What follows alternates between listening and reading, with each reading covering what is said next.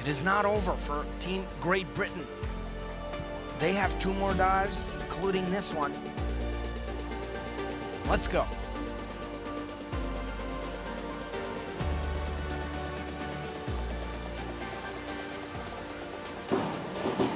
Oh, yes! Very nice. Hello everyone and welcome back to another episode of the Athlete Podcast brought to you by Sports for Champions. We're delighted today to be joined by Team GB Olympian, and that's Anthony Harding. Anthony's going to talk to us a little bit about his sport, his career and sort of life outside the pool as well. Thank you for joining us today, Anthony. Thank you. I'm happy to be here. You're very good. So, for the listeners who might not be familiar with you or your sport, tell us a little bit about how you got into diving and everything like that. So I got pushed into diving like my parents, like they normally do with their kids, and I started swimming at a really early age, and then was quite competent at swimming and wanted a new challenge. And my parents was looking around what to do, gymnastics, diving, and kind of there was a local baths in Oldham that they took me down, and I was absolutely petrified. I was telling them I do not want to go. I was crying, was kind of not a scared kid, but I was definitely nervous about challenging myself and doing new things. But I got in the pool. I got kind of the teacher and the coach there was brilliant with me and kind of welcomed me in, and they wanted me to go 3 meters, and I was scared as anything, and they went up with me and they basically dropped me off the 3 meters, and I was 6 and I loved it, and I fell in love with it just then. Satisfying of kind of overcoming my fears. The fun, felt like I was flying, and kind of just kicked off from there, kind of training, and kind of always had a goal of going to the Olympics. My parents always drilled into me to have that big dream. There's videos of me when I was 6 years old saying, "My name's Anthony and I want to go to the Olympics." And that's kind of always been my dream, and that's how I started. Yeah. So I find that really interesting, obviously, in terms of you were quite, apprehensive about going and diving, and then it really just took you almost just being dropped off and thrown at the deep end, quite literally, for you to get over it. Is that something that you think you've taken into other areas of your life as well, where it's just go for it? Yeah, I think I always tell anyone in diving, if they're any level, if they're thinking about doing something else or retiring or quitting, I always say that, like, this is a sport like nothing else that teaches you so many things, how to push yourself out your comfort zone, and that is definitely something I've taken into everything, and will probably take that into anything outside of diving, and that's something that I have really learned through my diving career. Yeah. So let's just talk a little bit now about your career through diving. So are there any moments in sort of your early years of diving that really stand out as like, that was a moment that shaped, where I am today? Yeah, I think definitely the training center in Leeds was a massive boost for my career. The coaching and the facilities there are just world class, and the athletes they had there were top level. Likes of Jack Law. They had so many Olympians. But for me, kind of a competition that you kind of have a lot, and you kind of have good ones, have bad ones. It's a sport where anything can happen, and you can't really judge or be so reactional on one performance. But as a kid, I was like, I wanted to quit after a bad performance, and then I thought I was the best in the world after a good one. But if there's anyone that stands out, it's definitely the Youth Olympics at 18. I think getting second in the world at being under 18 was definitely something that I thought, okay, when it's my time, when I'm in a senior, when I'm 24, 28, I'll be the same ranking, hopefully, at the Senior Olympics, and that one definitely boosted a lot of confidence. Yeah. So just talk about the Youth Olympics, obviously. How much of what were the nerves like going into that? Were you confident at all? Or were you, like I said, pretty apprehensive about things? Yeah, no, I was ranked probably third going into the meet. There was a World Championships, Junior World Championships before that, and I ranked fourth.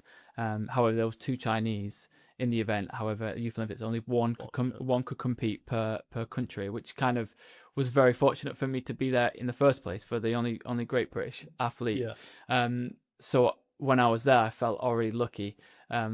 and appreciative of being there, and that kind of set my mindset of just like enjoying it, and kind of the result didn't really matter, and trying to enjoy it. And that's kind of what I did. I put in a new dive for that meet, and yeah, okay, it kind of played out into my hands, and the Chinese did a fail dive, and I was kind of leading and in the final and up until the last dive. So kind of holding my nerve was something I always struggled with in my junior career, but managed to hold it when I needed to at that Youth Olympic Games, my last junior competition. And yeah, didn't quite get the gold, but very, very happy with the silver. Yeah, exactly. I think what a way to end that sort of journey as well. So just talk a little bit there about, obviously, that you got two different mentalities in of everything. Whereas either, you know, you're the hunter or the hunted. Yeah. Some people prefer one or the other. Chasing. Yeah. How did you find that? Oh my god, yeah. I could have so many stories about how that mindset really helps me in every competition, and even now, maybe on the flip side of being the one being chased is really difficult. Definitely chasing is a lot nicer. I remember my first World Championships with Jack. I didn't really know how good we were. I was just chasing for that medal, for getting a podium, for proving how good I am. And we got a score that we haven't beaten since, and that was in 2022. Wow. So in 4 years, that was my best performance, and that was because of me just chasing my own target, not a medal, not a someone else is diving, like following someone else's dive and kind of wanting to beat it, kind of just setting a standard for myself, and that really helps me. But being on the flip side, being the one chased is so difficult. I remember being at the Commonwealths, being expected to win, and that's a different sort of pressure. Home crowd as well, like the 3,000 to 5,000 people screaming for you was so nervous for me. And I've definitely been through both of those mindsets, and it's definitely nice to be chasing. I find obviously most people like that because there's almost like a little bit less pressure, and you sort of know the level of where you need to get to. Whereas when you are the one being chased, you're constantly looking down, aren't you? You're not looking. You can't stand still, and once you stand still, people below you are gonna catch up. So you've got to always be on your toes, and always be trying to reach for a new challenge or a different new dive, especially for divers that keep you pushing, and that's important. And I've definitely had to learn that for the last couple of years. Yeah. So I want to touch upon obviously adding new dives and things like that as well, because that's a really interesting area of the sport that not many other sports have. But we'll talk a little bit about training and things first. So in terms of, you know, a usual training sort of week, you know, what would that look like for you? How many times are you, doing I'm in the pool 6 times a week. In terms of 6 days a week. I get a Sunday off, and I think I'm around maybe 50 hours. Wow. So it's well above a full-time job, for example. It's multiple times a day. Not only, and you think, how can you do that many hours in a pool?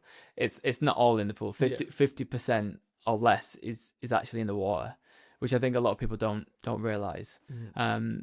So the other half is more gymnastics based and weight training and drills, kind of just simulating all of the kind of routines that you do in the pool, without the physical side. It's a lot of strength based and visualization, and there's a lot of aspects that go into a good dive or a diver, which is why I think it's such a special sport, because you have to be physically strong, you have to be aware of where you are in the rotation, you have to have a good entry, you have to be a certain physique, you have to watch everything you're doing to be a certain type of person that is so difficult, and you can only get there with hard work, and there's no cutting corners in diving, which is I think one of the reasons why I've got to the top, because maybe I'm not the most talented, but I think I had a good amount of talent. But if you look at the other talented athletes in diving, like Tom Daly or Jack Law, they are raw talent. What I think I've excelled in is the amount of hard work I put into it. Hard work beats talent, talent doesn't work hard. So in terms of you mentioned there about obviously your weight training and everything like that. Mm. Is this already pre-planned out for you? Or is this something, you know, you're following exactly to the letter for months in advance? Or do you sort of listen to your body and go, actually, I'm a little bit, you know, a little bit sore from this, for example, change it up? I don't really know much about other sports and their coaching styles, but diving is such coached style sport. We are managed 24/7 by someone else. If that's my coach, my diving coach, my weights coach, my nutritionist, my psychologist, we are told and directed in a way that is best suited for each athlete, and they're world class standard people, and that team is so important, because you have to trust them. Because when you're standing up on that board, even if it's something you're scared of or something you don't want to do, you have to trust in your coach that they're sending you up and they know that you can do it. And that kind of trust is so important, and it's kind of already all pre-planned, so there's not much I have to worry about, but at this age now, I kind of been through it now, I kind of know what works and know what's best for me in terms of how the week looks, what kind of strength stuff I should be doing. And so I have a bit more of decision on what happens with my weekly or monthly plans. So you obviously get more input there. You know, it's 17, 18-year-old just starting out. So in terms of your, you know, adding a dive, as you were mentioning before, obviously a lot goes into it, because it's not a case of you just you go, I'm going to do that one, it's in now, and from now on, obviously a lot of practice. What's the sort of timeline from thinking about, you know, I could add this in, to then maybe in your first event, you know, official event, saying, right, I'm going to do the dive? It's a very step-by-step sport as well. Like you cannot just chuck yourself off 10 meters, especially if you're a platform diver. Luckily I'm only 3 meters, but if you were 10 meters, you start on the 3 meter and then you work up to the 5 meter and then 7 and then 10. But in terms of a time frame, you're looking at a good couple months. Really? Like 2, 3, 4 months, you could probably get that dive ready to compete. Maybe not at the level you want it, but then to get it ready for an Olympics or something like that, you probably take a year or 2 years just to get the experience in competition on that dive, so that when the pressure's on, you can actually mentally cope with that dive. So it definitely takes a lot of preparation, but it's definitely step by step, and changing that technique and getting comfortable with the style of that new dive, and the rotations. It might be changing from 3.5 somersaults to 4.5 somersaults. An extra rotation. It's an extra awareness that you need to have, and it's definitely scary putting yourself in that position, and I've refused dives in the past and been so scared of them. But there's bubbles that help you cushion the landing in the water, and your coach is there to call you out. So you listen to their call and then you come out. So like I said, that trust and this sport is definitely challenges in every way. So obviously you mentioned there about adding dives and things. How often would you be adding a new dive to sort of your repertoire? I'd say from the age of 11 to around 21, you're pretty much doing a new dive every other month. Oh wow. It's you're going from really basic 1.5 to 2.5 to ramping up to 2.5, 3.5 twists, and like putting everything else in. So I'm at the age now where I'm probably not looking at excelling my list. I think I've got the most difficulty I can have, and we do have the most difficulty in the world when we compete. But definitely a lot more than you want to maybe as a diver, but that's the kind of routine and comfortability of being uncomfortable that we have to learn to be. Absolutely. So basically you've got it down now, and now it's just improving the execution, so it's perfect. Makes sense. I think, you know, a lot of people in different sports obviously all do that as well, don't they, where it's like, you know, you spend your formative years adding things, and then after that it's just being really good at certain areas. So what would you say is an area of diving that, you know, the general public might not realize? You know, physical, mental, you know, is there any bits that stick out and you go, I don't think people appreciate how difficult that is? I think it's the awareness to land on your hands. I think people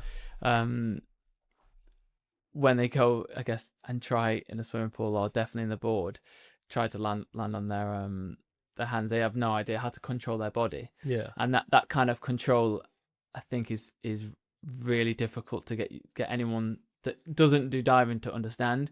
And definitely, especially the sport I do is springboard, Yeah. is the control of the board and holding it so it doesn't ping you forward. Yeah, where you want it. Yeah, and you control the board so you dictate where you go, is something that people don't understand how that works. And as long as, until you kind of step on a diving board yourself and you realize how spring it is and that you're wobbling all over the place, that how difficult is it just to do a forward dive, let alone 4.5 somersaults. Yeah, twist. Yeah. See, like, even when you were explaining it there, I was still not comprehending. Yeah. I was like, how can you control where a springboard's going to send you? So it's not forward, but you need to go up. Yep. But you need to go further enough forward that you don't land back on the butt. Yeah. Yep. Crazy. So talk a little bit now about, obviously you've had a great career so far, nowhere near done either. So if we just go through some of your accomplishments, obviously a bronze medal in the Olympics, incredible. We'll touch upon that later on.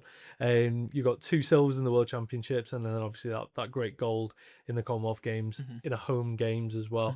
And then also a little fact: only diver to have a Youth Olympic medal and Olympic medal, which is a great stat. Yeah. So if we just talk about that, Commonwealth Games in 2022 in Birmingham.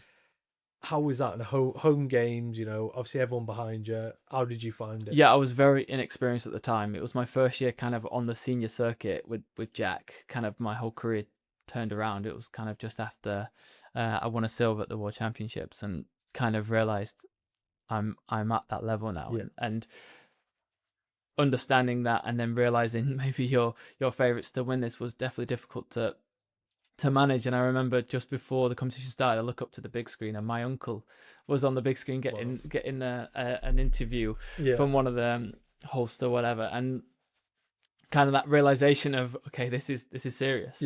And everyone's here, my whole family's here expecting me to win.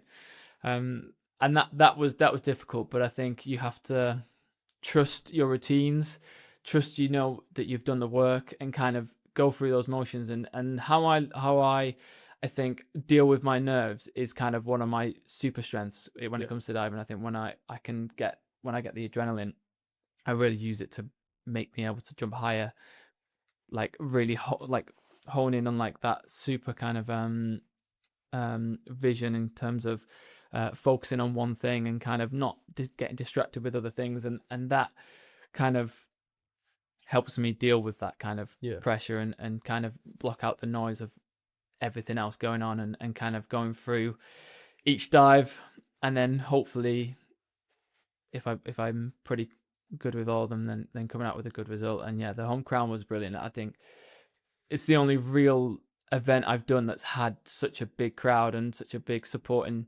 for us and England, and it was really fun to be a part of, and something I wish I could have more of. Yeah, I mean, you think back to obviously like London 2012 as well.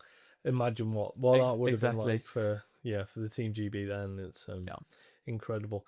Obviously, there's a lot of talk about London 2012. We speak a lot to athletes on this podcast about one of the big things for them was obviously the legacy of London 2012. What are your memories of that game? Was that something that inspired you? That was huge for me. I was about 12 years old, so that was like literally probably peak for me as like a young kid, inspiring to be one of those athletes. And definitely that Super Sunday or Super Saturday? Yeah, Super Saturday, I think. With Jess Ennis and Mo Farah and Greg. Was the one that stood out for me. It was incredible. But also Tom winning the bronze was massive for our sport. That kind of was the catalyst to what we are seeing now with the success from Paris and Tokyo and Rio. That the funding from that result really skyrocketed the sport and really helped me as a kid realize the funding with the coaches, the funding with the facilities, the funding of camps and everything helped my career. And moment because of that one moment, and you don't really realize it at the time, but I'm not now doing the same, but I guess with my results now is helping the next generation. You exactly help, because obviously one thing you find a lot in, especially in Olympic sports and things like that, is they're very cutthroat with their funding, Yeah. and it's like, if we don't deem you to be having a chance of, you know, getting us a medal, we're not going to fund you. So obviously, you know, what you're doing, what obviously the other Team GB members are doing as well, obviously helping that pathway remain open. I think it's obviously very impressive and very important as well for the next generation of divers, and not only divers but in every sport as well. Because there are a lot of sports that, you know, traditionally we've done pretty well in, that have found their funding either completely cut or cut down, you know, drastically. So let's talk now about, obviously, biggest moment in probably every sportsman's, you know, life. And, you know, you've managed to accomplish it really early, and probably got a few more in you, hopefully, as well, touch wood. The Olympics. I always like to find out, how did you find out you were definitely going? What was that like? You know, when was this as well? Normally we have a nationals in about a couple months before the event for the Olympics, and you kind of have to go there knowing you have to win, or an individual gets second to guarantee your spot going. So you kind of know as soon as you've done that competition and you've won, you kind of, you know, you're going. So that moment is special. However, the way sometimes synchro works in diving, which is the event I do, you kind of can get pre-selected, which was the case. I think when you build up a reputation that me and Jack did through the years prior, winning 2 silver medals at the World Championships, you kind of know that you're a pair that can go to the Olympics and win a medal. So they kind of like to pre-select and have that team knowing that their sights are set on the Olympics, rather than maybe doing the nationals and thinking they need to win. And if they, let's say we did a failed dive at nationals and someone else won, their medal chance potentially might be gone. So it's kind of, when I say this is a sport where anything can happen, this is normal in diving, that you could have an Olympic champion bomb out in a prelim, and not make the final, and it really does matter on the day, and it's all about potential, and you work every day just to make those fine margins and better your potential, and that's kind of how I managed to get selected. And it was kind of something I realized maybe years before the Olympic year, especially after maybe my first silver medal at World Championships in 2022. I realized, okay, this is my real chance. This is now I'm because it's harder to get in the team than it is to get taken out, and that was kind of my way in, and that was it. I'm in, and that was the thing I struggled with when I was kind of 18 to 21. I kind of couldn't really get into the team. I had to just turn up on a nationals day and win and blow everyone out the water. But it's not virtually impossible. I'd have to have a great performance, and that's kind of when I realized in 2022, when we had a great performance in the World Championship, that this is my chance. So obviously, you know, you're a known commodity at this point. You're expected. What's the pressure like before, you know, the night before, for example? Sleep at all, or just sort of waiting? The World Championships, which I mentioned, is kind of the catalyst to my whole free here to the Paris, and I remember not sleeping like 2 days before, visualizing and visions and things about me on the podium, me in the air, and me doing the dive, and me finishing the dive, my reaction and stuff, and kind of visualizing that. And I couldn't sleep for 2 days before that event. The Olympics was like a week.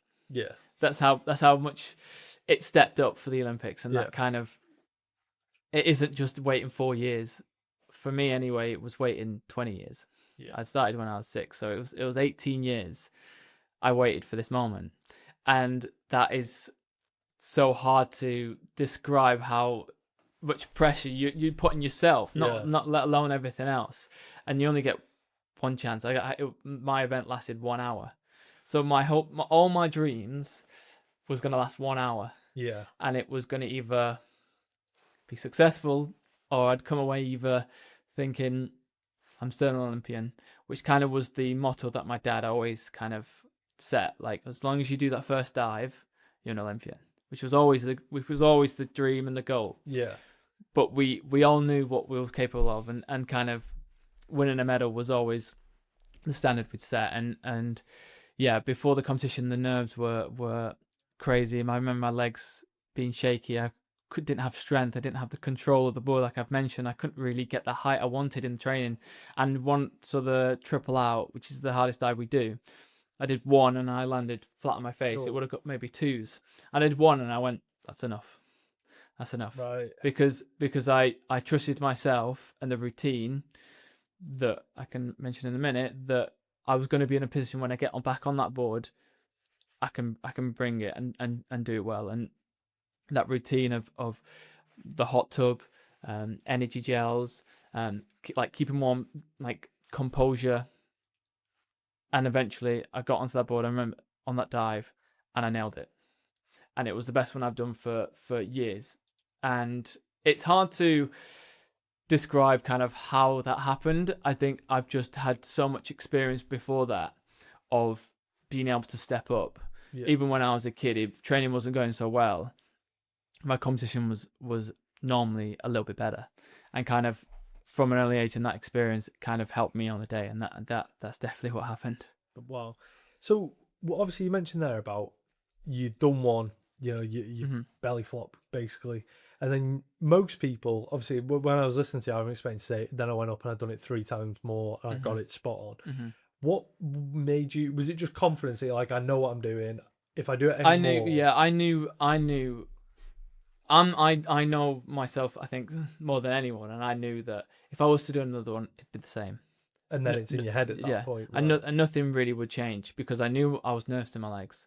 I knew I was in gonna be not ideal position because it was at 11 a.m. as well. Like trying to do the world's hardest dive in the morning. Yeah. Because the training would have been at 9-10 a.m.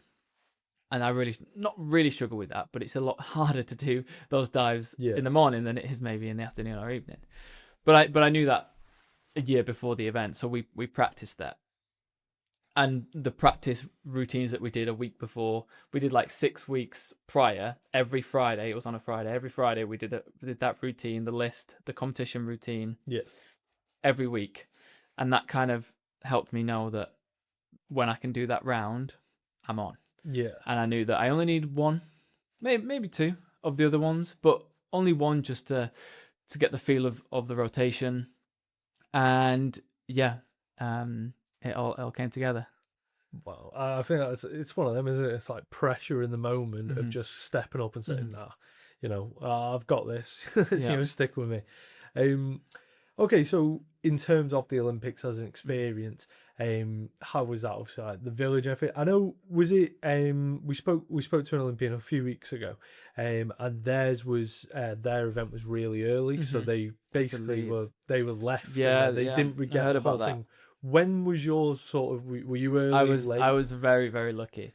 So mine was kind of in the middle, and the way it kind of worked was once your sport finished, you all kind of left. Yeah. Whereas diving went on from pretty much the start of the games to right to the end. Oh, brilliant. So my event was kind of in the middle. And actually the last synchro event, which actually we'd got a medal in each one of those synchro events, and we were last up and we were like, we don't want to be the synchro pair to not medal. Not get it, Which added a little bit more pressure, but it was very good and very surreal to see every other day my friends get the medal they'd always dreamed for, and it was goosebumps every other day. I was getting goosebumps at how unbelievable a moment. You wait years and years for this one moment, and that kind of time frame happened, and then I had about a week after my event that I could stay in the village, because diving didn't finish until the right to the end, which I was very lucky for. Did you bump into anyone in the village or see anything in the village that you like? Yeah, no. Andy Murray was probably the one that kind of stuck out for me. Kind of, there was kind of like a Team GB hub, and I remember going doing a weight session, and he was just there on a bike. Second person to say Andy Murray in 2024. They were like, one of the athletes spoke to a couple of weeks ago was like, I bumped into Andy Murray, and that was cool. I'm thinking about that. I'm a big sports fan, and Andy Murray was definitely one of the athletes I definitely looked up to, and being in the village with Tom was also surreal. Yeah, but I kind of knew him. I spent a lot of time with him. I mean, he was retired for a year or so before Paris and came back. So he kind of, I didn't do a lot with him, but I definitely was around him. But he was definitely Sort a of superstar. Yeah, he was Yeah. a superstar that I always Yes, but because the thing is with Tom Daly, I think if you were to ask, no offense to you or your sport No, or anything, but if you were to ask the regular person, name one diver in the UK, I think near enough everyone would say, oh, Tom Daly. Just because he sort of transcended sport. He was ridiculously young, wasn't he? It was Beijing his first Olympics. It was, and he was I think 16, but I think he won. Crazy. He won the most impressive thing, I think, is winning the World Championships at 14. That's come on, that's mental. That's ridiculous. 14. Yeah.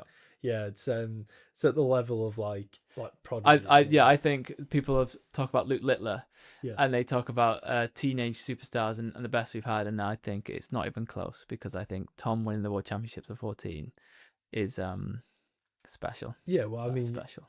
Littler was 17. Obviously, Littler was 17, Yeah. and I think he's also special. Yeah, But I think 14 is Tom. you're a child. Tom was born to dive. Yeah. And that's what I say. He was born to dive, and is when you consider as well. I mean, Luke Littler at 16 Yeah. had a beard. Yeah, like he's basically a grown man. yeah. Tom Daly at 14 Yeah. he was a child. I'm not sure if people actually see the pictures. I remember he was a kid, Yeah. a proper child. Yeah. So that's ridiculously impressive. Yeah. How much of an impact did someone like him and his career have on you? In that sort of next generation behind him. Yeah, I think I've mentioned before with the funding that was huge, but I think the one that really sticks out for me was Jack. He's now gone on to be 4-time Olympic medalist, which I think he's the second most famous diver, and luckily enough, he's my partner. Yeah. But training alongside him from the age of 16, watching him become an Olympic champion, and watching him win those Olympic medals really not just inspired me, but gave me, like I said, the quality of coaching, the world class standard training kind of environment that excelled my career, and that's the things you can't buy. You can't just get a good coach or facilities or a good board or a good pool. It's the people and that experience and quality that's hard to come by. Absolutely. Yeah, like I said, I think that those changes as well, it's not just what people see, it's probably what people don't see as well. Having time with, for example, a nutritionist, like you mentioned before. Okay, so we're gonna finish off, and we're basically just gonna speak a little bit about diving as a sport, and are there any changes that you'd like to see made? So one question I always ask the athletes were, Yeah, that's a good question. Yeah, if you're in charge of diving for 24 hours, you can make one rule change. Is there anything glaring to you that needs to be changed? Yeah, there's a couple actually, and it's controversially kind of I mean, a lot of footballers say the referees, but I would say the judging. The judging has definitely over the years been tailored towards more, not nitpicking, but very harsh. Yeah. And you don't see many 10s anymore. And I think people want to see 10s. And if you look at a video from a diver 10 years ago, you get in 8.5, 9, 9.5, 10s, now would get a 6.5, 7. Right. Which is obviously complicated to go through, but the quality of diving, I think, on the whole through around the world has definitely increased. But in terms of the scoring, has gone down. So that's the one thing I would say is I think they should use the whole spectrum of the scoring, because 10 is not technically perfect. 10 is excellent and outstanding. It's not actually perfect, and on the kind of rule book of diving.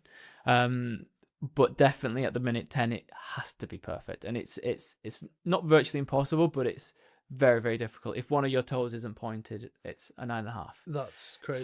So yeah, that's one of the ones sticking out to me. But I think the women's side of the sport, they do one less dive than the men.